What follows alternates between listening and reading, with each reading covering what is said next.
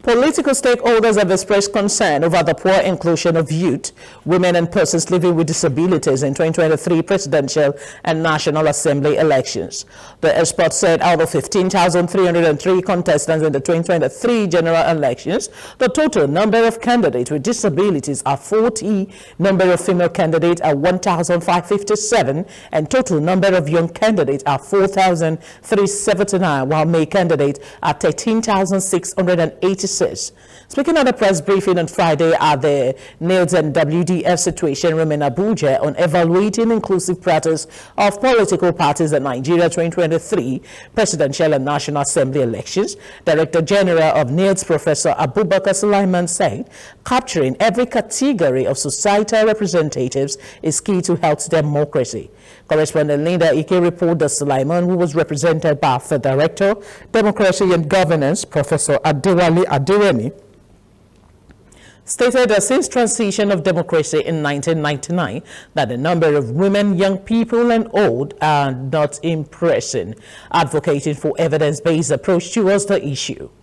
You will agree with me that the health of a Foundation for Democracy at Adebowale Olorunmola said the purpose of this initiative is to assess the conduct of political parties as well, encourage them to create opportunity for women, young people and to participate during election.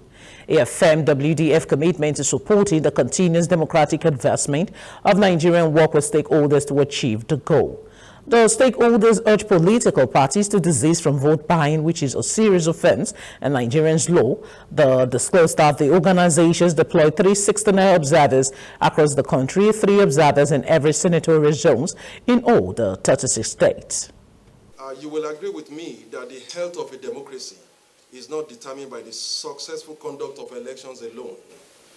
The inclusive participation of citizens in the democratic process, regardless of gender, age, religion, ethnic origin, location, and state of ability or disability, is a key determinant of the health of a democracy. It is the crisis of leadership recruitment. You know, the leadership recruitment processes of a lot of these political parties are they leave a lot to be desired. A third one would be exclusion of underrepresented groups. And for this particular project, inclusive practices, the traditionally excluded groups that we are focused on are women, youths, and people living with disabilities. So this particular, this set of excluded people, a particular focus for us in this project. A fourth problem with our political party system in Nigeria is the unethical conduct during elections and party primaries, party activities.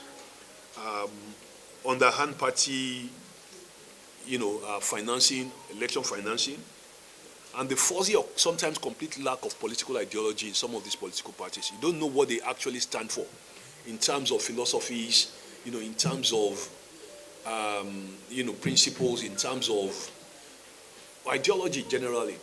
So that is why you find again, this very rampant cross-carpeting, without scruples.